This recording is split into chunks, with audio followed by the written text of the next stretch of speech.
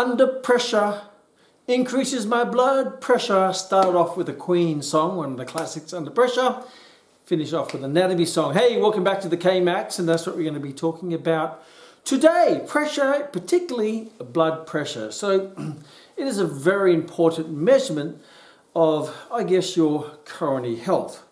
Now, there's many ways to measure that, but one of the ways is taking someone's blood pressure. When you go to the doctor, they take your blood pressure. If you go to the hospital, they take your blood pressure. If you go to the gym and get a health check or fitness test, ideally they would check your blood pressure, because it is one of the indicators that can give you an insight into someone's coronary health of whether they have coronary heart disease. So we're going to talk about blood pressure, what it is, how to take it, and what that actually represents from a health, an exercise, and a lifestyle point of view. So let's have a look at blood pressure. I guess it's like tyre pressure. We all drive a car, well, most of us drive a car, and you have 4 tyres on it, and you go every now and again, ideally you'd pump the tyre up. And tyre pressure represents the pressure in the tyre, or the air pressure that the air pushes up against the tyre. So if I go to my tyres and I push the little valve, or the air would be pushed out. Because the air is pushing out, you blew up the tyre, the air pressure is the pressure against the inner lining of the rubber of the tyre. And with a tyre, there will be ideal tyre pressure for the weight or the performance of each individual vehicle. Now that may range from 32 pounds per square inch up to 40 pounds per square inch. Being someone who is not an expert in tyre pressure, but I've had many vehicles over my decades of life, and I've always had to make sure I check the tyre pressure and make sure I need to keep it up to the pressure that is ideal from a safety point of view to drive that car. Now, blood pressure is pretty much the same. Replace air pressure with blood pressure. Blood pressure is the pressure of the blood that's pushing up against the inner lining of your blood vessels that it carries. Now, your circulatory system or the cardiovascular system consists of the heart, which is the pump, or the arteries, which are the blood vessels that take blood out to the muscles and the cells of the body, arteries that returns the blood back to the heart to be reoxygenated and pumped back out again. So the whole system is an enclosed system. There's no doors out. It's like my tyres, there's a valve on there, but if that valve is sealed, it's a closed system. Air doesn't leak out anywhere, as blood doesn't leak out anywhere unless you get you're hemorrhaging with someone stabs you or you cut yourself. But it's an enclosed system, which means the pressure in the system should be the same as the pressure within my car tyre should be the same, because there's no air leakage, there's no blood leakage. So blood pressure represents the pressure of the blood that pushes up against the inner lining of all your blood vessels. Now you may notice that it is more dynamic than a car that's stationary, or a tyre that is stationary. The tyre pressure is the same. Now, it may vary as it goes over bumps, because when you go over a bump or a speed bump, it will push on the tyre that will increase the pressure of the tyre. Then when you go over the speed bump, that will release the pressure, and that way you make sure that your tyres aren't too pumped up where you go over it and they pop, where there's too high, and you don't want it too low where it doesn't give a good shock absorption for the car. Now, with blood pressure, we have 2 numbers, as you know, because I guess it's the blood is going over that hump or that speed bump in the form of a heart contraction, which causes an increase in pressure throughout the circulatory system, because every time the heart contracts, it pumps, it contracts and pushes blood, pressures blood out through the circulatory system, out via the arteries, to the arterioles, to the capillaries, to the cells of the body, and then they get returned by the capillaries and the venules and the veins back to the heart. So there's 2 numbers, and I'll talk a bit more about that. Now those two numbers represents, ideally at rest, the numbers should be around about, ideally the top number is 120 and the bottom number is 80. So 120 is a measurement of pressure. Now in the tyre analogy, the tyre, that number is maybe 34 pounds per square inch. That's 34 pounds of air pressure per square inch of area. Now in blood pressure, we don't use pounds per square inch, it's millimeters of mercury. Because in the old days, we used to measure blood pressure by the pressure of the blood that pushes against the arteries, that is really measured by the ability of that pressure to push mercury up a little tube, which is the old blood pressure measurement tools, or the sphygmometers. And that's what I was brought up when I was first taught blood pressure, and as a exercise tester, physiologist, whatever you want to call me, where I used to do, basically I've done thousands of them where I've taken many blood pressures.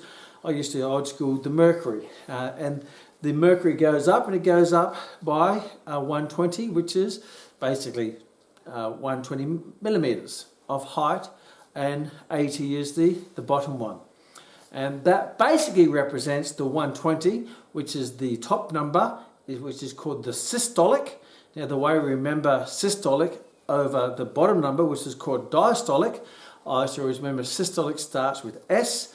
S is superior, means it's above. So systolic is the number above, it's the superior number. Where diastolic starts with D, which is down under. So that's the number which is down under the systolic. So nice little tool of how to remember which is which. The top number, the bigger number is the systolic, superior is the one on top. Diastolic is the bottom number, down under is the smaller number. So basically what the systolic measures is the pressure of the blood up against the vascular system, or up against your vessels, as the heart contracts. Because when the heart contracts, it's going to push and force blood out via the blood vessels, which is going to increase the pressure. Like if I run over a speed bump with my car tyre, it's going to cause compression and it's going to increase the pressure in the tyre. And my diastolic is when the heart relaxes, it means there's no more force pressure. So why is it 120 over 80? Well, that's just the way nature has created it. I guess it's like talking about pressure. I brought a little prop here. It's like a balloon. Like my car tyre, I have a balloon I'm going to pump it up with air. Now, my neighbours had a party last night, not sure what it was, but generally have a party with their birthday party or any form of celebration, anniversary, they're going to have balloons. And it's funny when you go and look at balloons and they pump them up, they always seem to be around about the same size. So if I have a balloon, I'm going to blow this balloon up. I'm putting air in there, which is going to create pressure on the rubber. There we go. And I wouldn't stop this. Okay, there's my balloon. I tie it up and hang it up. You say, well, wait a minute. That's not really, fulfilling its potential as a balloon. It's still very elastic there, and you can put more in, make it bigger. So I make it bigger, and I continue to make it bigger until I feel that if I go too big, it's going to put too much pressure, and it may blow up in my face, or if it gets pushed to kind, it may break. So I'll tend to blow it up to a size that I feel which is optimal for a balloon. Not suboptimal, not overdoing it. So when you get to that optimal, what you feel is optimal for air pressure to make a good balloon that's not dangerous or will blow in your face or hasn't fulfilled its potential, that's probably the optimal pressure for that balloon. And I guess in the body that's pretty much the same. You have the optimal pressure, that 120 over 80, for the body and the heart and the cardiovascular system to get enough blood out to the cells of the body and to create enough internal pressure to continue to return that blood back to the heart through what we call venous return. Because the venous is easy to get in the blood out, but you also need that underlying pressure for it to continue to back to the heart, particularly because it has to go against gravity, because most of our muscles in the lower body, which is I need that constant pressure to, not it's easy getting out, but I need that constant pressure for what we call venous return, which is returning blood back to the heart comfortably, sufficiently, and optimally.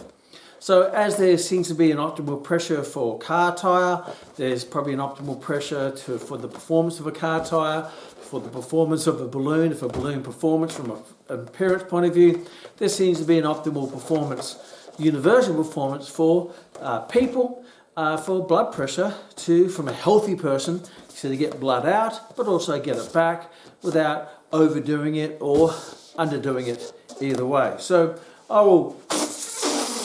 Didn't you used to love doing that when you were a kid?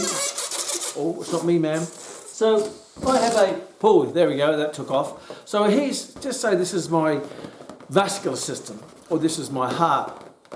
Just to highlight again, at the moment when my heart's at rest, right, even though there's not much going on, there's still a constant internal pressure in the balloon of the air pushing up against the rubber. As there is my car's in the carport, the tyres aren't doing anything, but there's a constant internal pressure in my tyres, even though they're not moving or going over bumps, even though this is not doing anything. And that would be a representation of my diastolic pressure. When the heart is relaxed, which is in between contractions, when it's relaxed, it's not contracting, it's not creating any extra force. Basically, there's no internal pressure. There's a constant internal pressure, but no more pressure activated by the heart. So when my balloon is nice and not doing anything, that would be my diastolic blood pressure, which would be 80. So at normal, at rest, it'd be 80. And when my heart contracts, the muscles will contract, and I use my fingers as if they're muscles, and they will contract. And just imagine that this is the aorta, which is the major artery coming out from the heart. And imagine the aorta comes out and it's an extension of the balloon. I'm going to get you to use your imagination. And you have this extension of the balloon, and then that will break off into smaller vessels of air that goes out to the muscles. But it's all inclusive. It's all enclosed in one. So if I contract the heart, bang, I've contracted it. What happens to the pressure in the heart? It goes up. As you can probably see, the aorta pushes out, means it's pushing air out or pushing blood out, and there's going to be pressure through the vessels all the way through down to the cells of the body. So when the heart contracts, the internal pressure increases from 80 to 120, 120, 80, 120, 80, 120, 80, 120, 80, 120, 80. So that would be a good analogy, a visual tool for you to imagine, meaning the aorta goes out and there's a balloon that extends all the way out, but always, and it comes back, it's enclosed. So your heartbeat, doo-dun, doo-dun, doo-dun, doo-dun, doo-dun, doo-dun, doo-dun, doesn't go like that, it's consistent. And that heartbeat will beat at a speed that pumps enough blood out to service the body at the work that is required for the performance that it's doing. So if it's just at rest, it may beat at 50 beats a minute, 60 beats a minute, 70 beats a minute, 80 beats a minute, depending on your level of fitness. Naturally, the fitter you are, the lower your heart rate will be, because as you get fitter, many physiological changes occur. I'm not going to go too much into that on this session, but one of the big main things is that you increase your stroke volume, which means you'll increase your heart's ability to pump more blood per contraction. And if your heart can pump more blood per contraction, then to do the same amount of work as someone who has a lower stroke volume, you won't have to beat your heart as many times, because you can get more volume of blood per contraction per unit of time than someone who has to say, look, I can't contract as much blood or pump more as much blood per contraction, so I have to pump it more regularly to get the same amount of blood out. And one of the big things with getting fitter is that your stroke volume goes up your oxygen carrying capacity increases, which is your MVO2, your maximum volume of oxygen uptake. Your stroke volume goes up, not to mention all the hormonal and enzyme changes that occur and other physiological changes occur within the cell. But the main thing is these main structural things is that you can get more blood, more oxygen to the working muscle per contraction. Therefore your heart doesn't have to contract as fast or as much. That in itself is going to decrease the pressure on the overall body in itself at rest. So where do we go from here? Well, we understand now that your systolic is when the heart contracts, your diastolic is when it relaxes. Now, how do you measure it? Well, we normally do what we use a blood pressure cuff with a sphygmometer, which used to be the mercury ones, and then they have the little valves, and now they have electronic ones. Now, the electronic ones aren't always accurate. Anything electronic is not always going to be accurate. The mercury ones are always accurate because it is what it is. It's mercury against gravity, and gravity is going to be constant. So just be aware, sometimes the electronic ones aren't always accurate, even though a lot of people use them because they're easier and convenient. And I remember I was going over to Italy for the World Taekwondo Championships, and I had to produce to the Italian government a health certificate saying that I'm healthy to compete. So I went to the doctor and or the nurse did a blood pressure with the electronic ones that came up that I have high blood pressure. And I said, that's not right. She said, well, it is right. I said, no, it's not. I'm about to compete in the World Championships. I'm as fit as I've ever been. My normal heart rate is around about 44 beats a minute. My blood pressure is normally 110/70. And this thing is saying to me, I've got high blood pressure and a higher heart rate. And I said, there's something wrong with the machine. Interesting, she didn't believe me, but who am I? And she kept coming back every 50 minutes to check it as the same. I said, why don't you just bring back another machine? She brought back another machine and voila, yes, it was the machine. But my point being is if someone has a high blood pressure on an electronic one and it doesn't make any sense, it may be the machine, not the person. So just give a bit of leeway there so you don't do drastic things for someone who doesn't need to have drastic things done to them. So normally you put a cuff around your bicep, and basically what's happening, to explain what happens, is what they do is they pump the cuff up full of air, and that cuff constricts the muscle on your arm, that in turn will constrict the artery in your arm, your radial artery, and it will constrict it, and you keep pumping it up to maybe 200, which is 200 millimeters of mercury, as measured by whether it be a calibration or electronic, or the old mercury ones, which you don't see anymore. And basically what you're doing is you're completely closing the artery off by pressuring it. So there's the arteries in there, and the cuff squeezes the muscles, and the arteries will just slowly close. And what it does is occlude or stop blood flow through that arm. And you put the stethoscope on beneath the cuff, and then you listen, and you won't be able to hear a heartbeat because the sound of the heart going through the artery won't be heard because the artery is closed. It's like a soundproof door, it's been shut. So then what you basically do, if you're doing it manually, is you release the pressure slowly, and as the pressure releases, the pressure will get to the point where the pressure on the cuff constricting the artery is equal to the pressure of the blood pushing up against the artery. It will get to that point where it's equal. And as soon as the cuff goes lower, the pressure goes lower, then the artery will open up just slightly. And as soon as it opens up, the sound waves through the blood, you'll be able to hear through the stethoscope. So as soon as you hear the heartbeat, when you lower the pressure, once you constricted it, that is when the pressure of the blood is at its maximal level, which is the diastolic, which is, my apologies, the systolic when the heart contracts. And as soon as you hear it, that means that's that point, that threshold. And anything below that, okay, that is it. That is the pressure at that particular time. Then you lower it till you can't hear the heartbeat anymore. It disappears, and that is your diastolic. So when you can hear the heartbeat after constricting the artery in the arm, when you release it, when you can hear it, that's your systolic. When it disappears, that's your diastolic, as measured by the caliber, or the calibration on the little valve thing, or the little tube on the mercury. These days it's electronic. You just press a button, go around, go home, have a cup of tea, come back, look at the number. Okay, there it is. But just beware, that's not always 100% accurate. A lot of times it is. It'll give you a good indication anyway. And I'm sure they're getting better with the technology with that as well. So that's basically how you measure blood pressure. That is what blood pressure is and what it represents.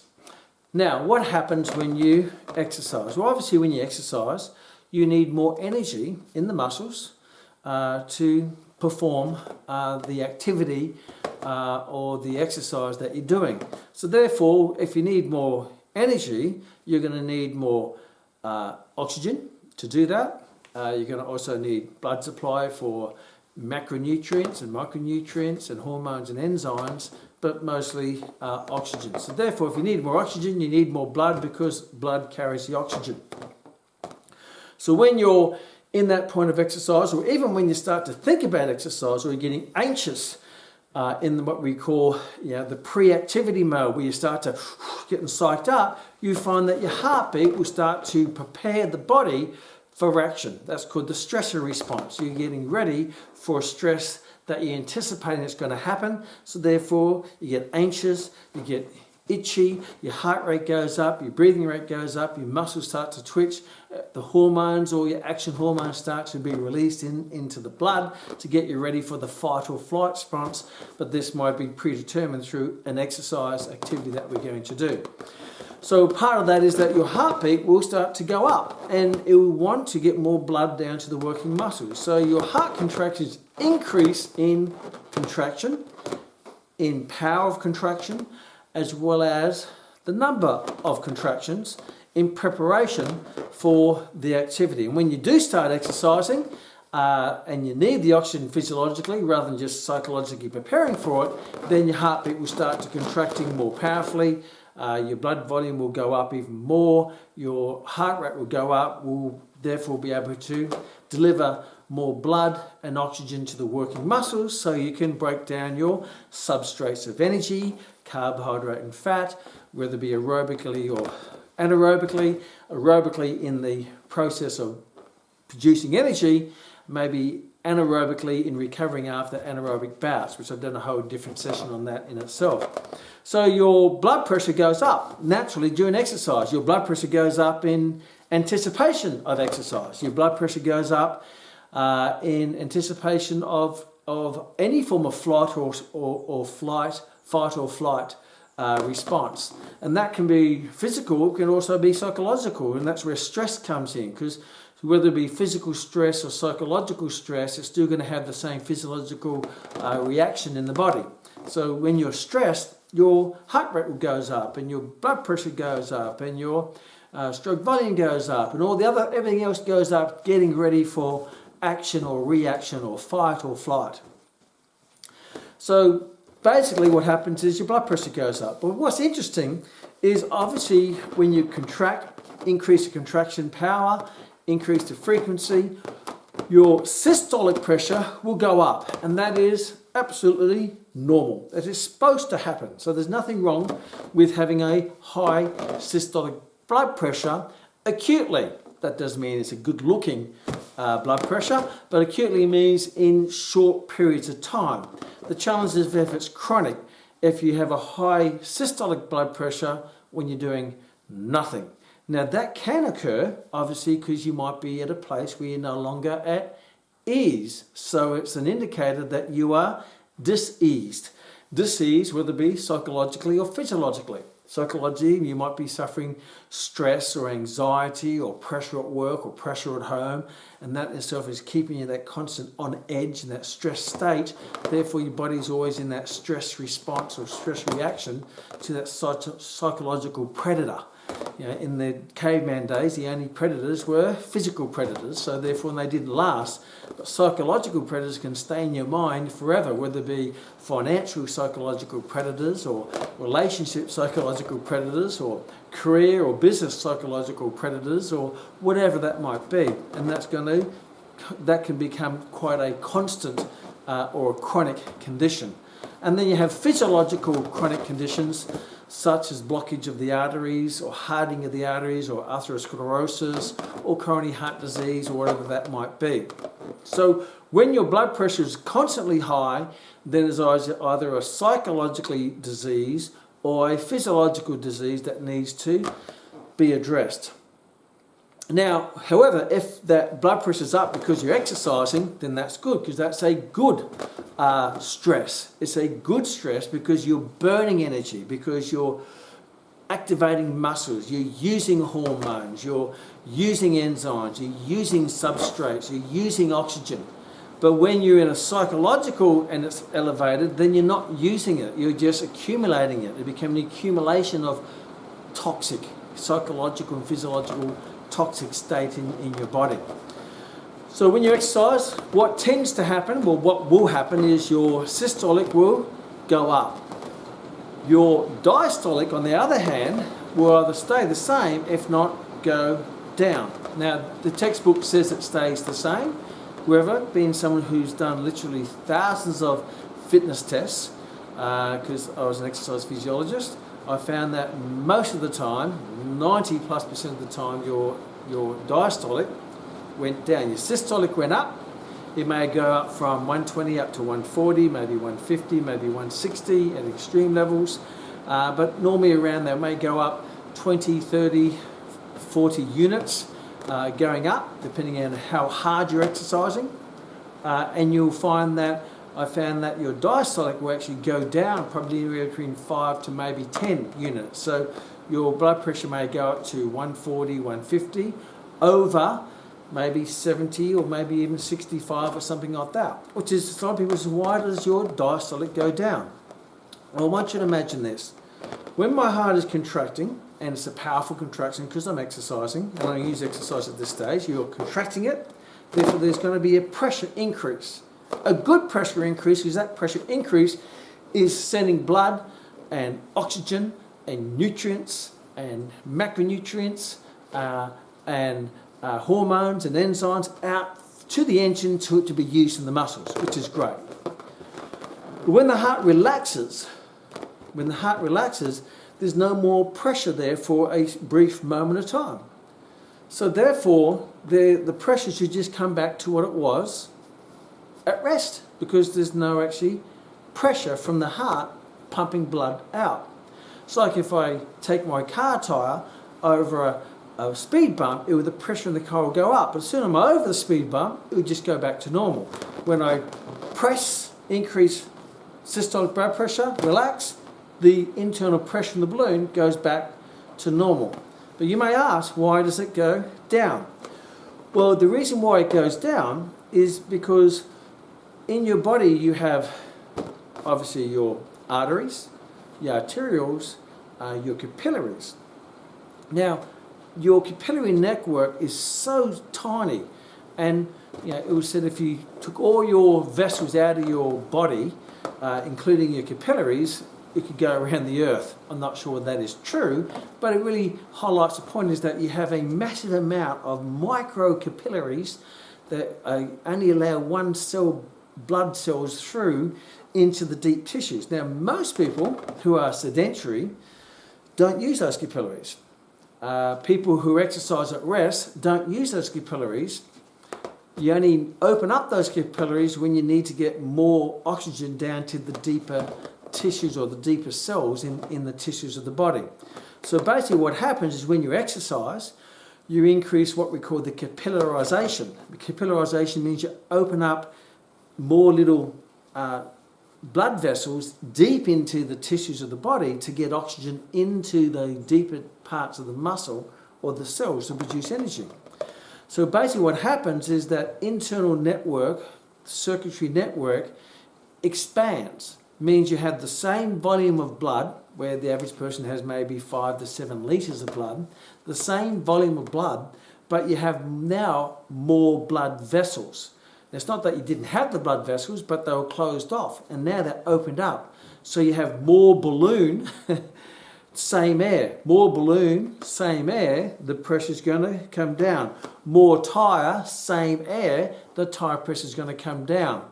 So when you exercise, you get increased capillarization, not just of the heart, but also the muscles and the cells of the body.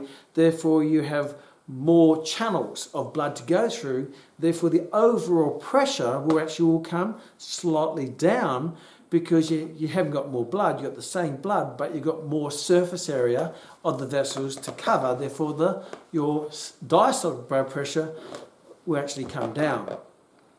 So that's the explanation of why your diastolic will go down, your systolic will go up. Now, the beautiful thing is when you exercise and you take your blood pressure up for good reasons, means you're expending energy and you're using muscles and you're activating the hormonal system and you're using enzymes and you're burning off fat and carbohydrate and you're increasing your capillarization of your blood vessels and you're increasing capillarization of your heart, and you're, in a broad sense, you're flushing out the system, right? You're flushing out the system.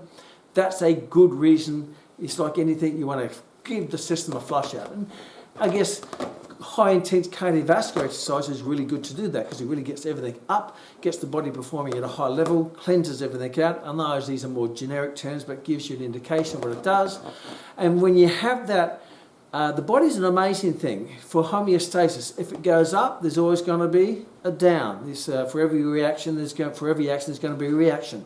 So after you do a great exercise session, the body will be activating all the action hormones. But after the exercise session, it will release all the relaxation hormones, the recovery hormones, the regeneration hormones, the chill out hormones. So you find that you're going to have this performance on the heart. Means your blood pressure is going to, poor molecule will come down, your heart rate will come down, everything will settle down. And that's a good thing, because then you're pushing it up to bring it down, pushing it up to bring it down. Not to mention, at the same time, you're also decreasing the chances of atherosclerosis, means build up of plaque or build up of cholesterol that can block the arteries, and that can be a challenge on your blood pressure. Because when your blood pressure is high at rest, right? So let's have a look at, it's okay to be high during exercise, because the systolic will go up and your diastolic will come down. But if your blood pressure is high at rest, first of all, if your systolic is high at rest, it's probably because you're anxious, because you're stressed, because you're agitated, because you're mentally preparing for a fight-flight response. There's some form of pressure, so therefore your body's in that constant state of action hormones. You're releasing your action hormones.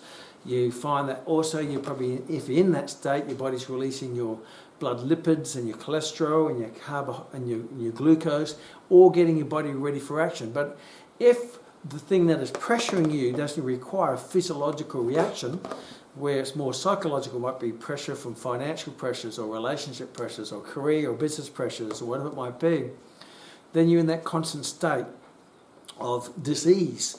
And that in itself can be toxic, because what you end up with is a constant level of high level of blood cholesterol, blood lipids or blood fats or free fatty acids, glucose floating around the bloodstream, which is a very large cell, which can cause deterioration of the inner lining of the arteries. That creates cracks in the arteries, that creates nice little rough patches for fat and cholesterol to stick to, and that in turn can start to clog up the arteries, and then they start clogging up, say, the coronary arteries, and that can lead to a myocardial infarction, which is a heart attack. They call it a myocardial infarction because if you get one of them, you're fucked. That's what I was taught by one of my lecturers. So if you have a constant high systolic blood pressure, that could be something which is, I guess, more external affecting your perception of that external pressure. They say stress is caused from an internal reaction to an external action. So you could change that maybe by changing your reaction to the external action. And it's not what it is, it's what you think about what it is that may have an effect on your internal reaction to it. So, however, that's the chronic increase in your diastolic is probably something more of a concern to look at. Because when your heart is relaxed, then there's no reason for it to be high. I guess if I'm pressured or stressed about something, then my heartbeat will go up. I'm sort of sitting there just thinking, I'm not feeling at ease, I'm very stressed, I'm anxious, whatever it might be. And then if you do physical things on top of that, like drink or eat too much, that could actually make it worse. But when it contracts, okay, that's fair enough. The heart's supposed to contract, you can handle that contraction. But when your blood pressure is high, when the heart is relaxed, where the heart is not beating, then there's no reason for it to be high unless there's possibly some form of blockage within the circulatory system. There's a clogging of the artery somewhere. Because if an artery clogs, if it's a major artery, and it starts to clog, and it may clog for a number of reasons. It may clog because you're getting a build-up of plaque or build-up of cholesterol in the inner lining in the arteries. Now, the inner lining artery is very smooth, therefore it shouldn't have anything to stick to. But if you're under constant pressure or stress and you're causing deterioration of the inner lining arteries through smoking, which is causing toxic acids to go through your body and deteriorate it, if you have a constant high level blood sugar levels where the glucose molecule is really large and it causes a lot of internal damaging, bouncing off the surface of the arteries, it can cause deterioration. And when that deterioration occurs, you create cracks and holes, and that's the rough patches, and that's where the plaque and the cholesterol can stick to. And once it sticks to it, then it can start to build up.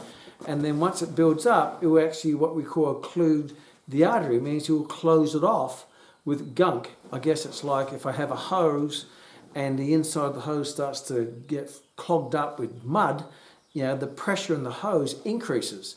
Now I can deliberately increase the pressure of the hose if you've got a hose, and I use the little turny thing where normally the water flows easy through the hose, but if I start to turn the little pressure thing, that occludes the area in the hose, therefore the same amount of water has to get through per unit of time, therefore it has to push harder to get the same amount through, so the pressure goes up. And the body is the same. If the blood or the blood vessel, the artery closes, the same amount of blood still has to go through that artery to get to the working muscles to provide enough oxygen and all the other stuff to perform the energy requirement. Therefore it has to push harder, and that increases the pressure. Now the body can increase that pressure by obviously increasing your heartbeat, increasing the power of the contraction of the heart, which increases your systolic. But even when your heart is relaxed, it's going to also have a chronic elevation of your diastolic blood pressure, where the systolic may not be caused by that, but the diastolic, then there's a good chance that your raised chronic level of diastolic blood pressure might be an indicator.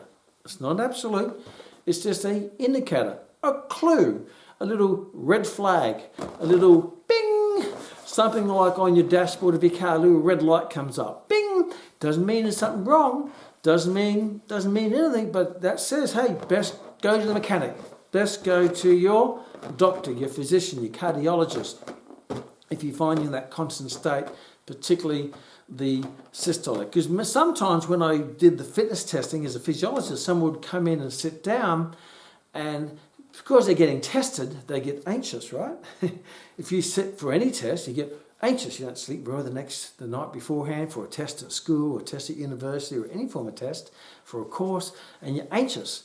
That's the fight-flight response, fight-flight. And if you get there, when I'm sitting with them, I say, I'm going to take your blood pressure. All of a sudden they go, oh my gosh, what if something's wrong? And all of a sudden you start to create these scenarios in your head. What if I've got high blood pressure? And you they take the blood pressure, and that anxiety, that pressure will naturally increase your systolic blood pressure, but it should not have an effect on your diastolic. So many times I've done a test on someone and their systolic blood pressures might be 140 or even 145. Now, borderline hypertension doesn't mean you've got a high blood pressure.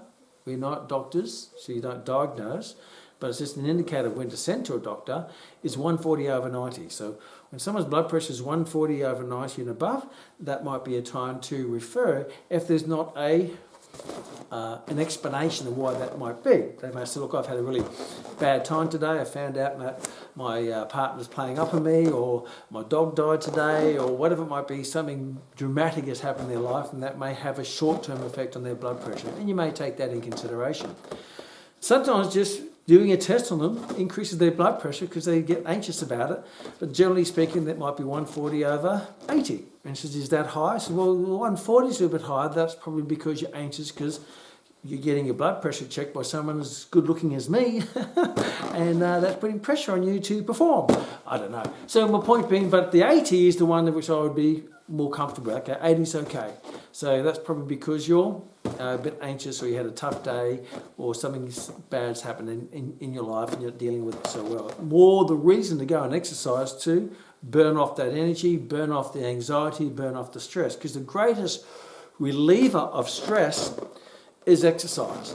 It not only relieves the mind, I'm not going to go into that, I'll do a whole separate section on the importance of exercise in stress management and anxiety and depression and all those things. But the greatest reliever of tension is more tension that causes a counter benefit of relaxation. Goes back to the action-reaction. So again, it's more the diastolic that maybe you want to keep a closer eye on. Obviously, if the of the systolic is really high, then hey, that could be an indicator something's going on. But if it's not ridiculously high and the diastolic's okay, then you go, okay, fair enough, that's all within, that's explainable.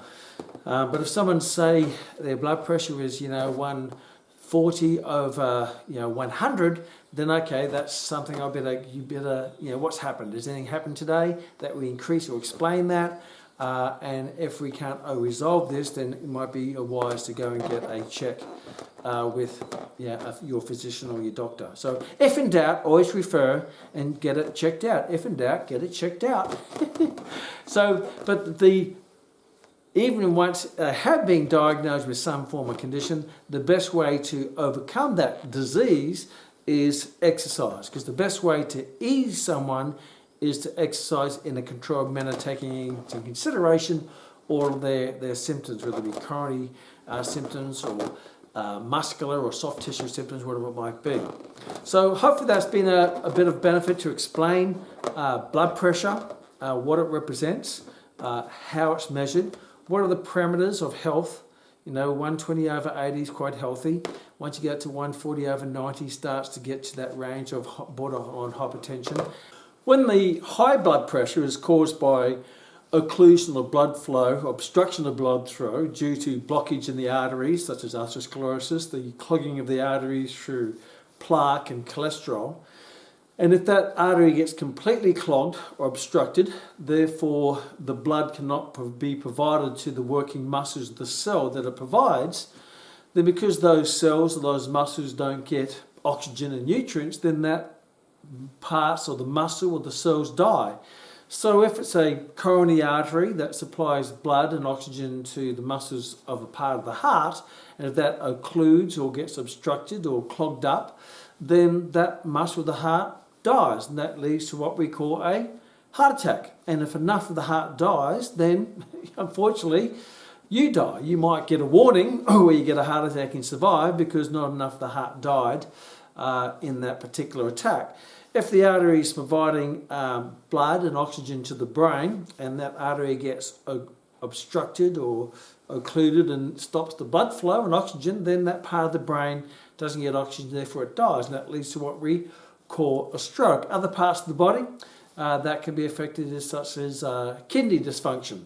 So yes, the effects of high blood pressure can be quite significant, leading to death. I mean, the first warning of coronary heart disease in most cases, in 50% of the cases, is sudden death. So that's one hell of a warning. But if you do get a heart attack, or you get your your blood pressure checked and it's high, and it's due to atherosclerosis or clogging of the arteries, then you should count your lucky stars that you got a warning, and that may lead to some form of operation or putting a stent in the artery that opens it up and clears the path for the blood to flow through. But I'm not going to get into that. On the other end of the scale, you have low blood pressure. People ask about, is low blood pressure dangerous? High blood pressure can be dangerous because it can lead to death. Low blood pressure does seem to be more genetic, and because your blood pressure is low, the only significant challenge that you could possibly have is probably dizzy spells. So you may get fainty, or you stand up quickly and you get a bit dizzy or fainty because your blood pressure is low. It's not getting the blood out to the muscles and the cells of the body. Particularly when you stand up, gravity pulls the blood down, and haven't got that pressure to get the venous return the blood back. So you get a shortage of blood to the brain. Therefore, the brain sort of clicks off, and you start to get a dizzy spell. So the only really complications with low blood pressure would be dizzy spells, feeling faint, particularly when you go from low to high positions rapidly, or you basically increase your blood pressure quickly, or you have these significant changes in intensity of exercise, where you might get dizzy spells after a high intense bout of exercise, because you're not getting the venous return back to the heart, back to the brain, therefore you feel dizzy. So you may be a bit more cautious of that, but you can self-manage that, and you know the things that make you feel dizzy, and you sort of know how much lead in or lead off time from high intensity bouts of exercise that you need. But overall, low blood pressure isn't a major health challenge, unless you fall over and bump your head on something and hurt yourself. So maybe you'll walk around with a helmet. That could be one option. Bit dramatic, but I'm sure you can manage it better than that. So to wrap up, essentially blood pressure is a tool to measure how much strain and pressure that your heart is under at rest and even at exercise. Healthy blood pressure is 120/80, and once you get it up to over 140/90, presents red flags to say, hey, maybe not everything is right here, and it's time to go and get further investigation by going to your physician or doctor or cardiologist to find out what is the underlying issues that are causing that elevation in blood pressure. Your systolic blood pressure, which is the one on the top, means S for superior, basically measures how hard your heart is contracting, how hard your heart is working. And your diastolic, down under, D for diastolic, D for down under, which is the one underneath, basically measures your peripheral blood flow. It means when the heart is relaxed, where the blood goes and how easy it goes out through the vessels, out to your capillaries, out into your peripheral vessels of the body. And if that is high, then there could indicate there could be a blockage somewhere in that network of blood vessels. So look after your heart, because you only get one, and without it, you don't get to live. So look after your heart, both spiritually as well as physically, and have a healthy, fit life, doing what you want to do, when you want to do it, with whom you want to do it, for a long time. See you in the next Kmax.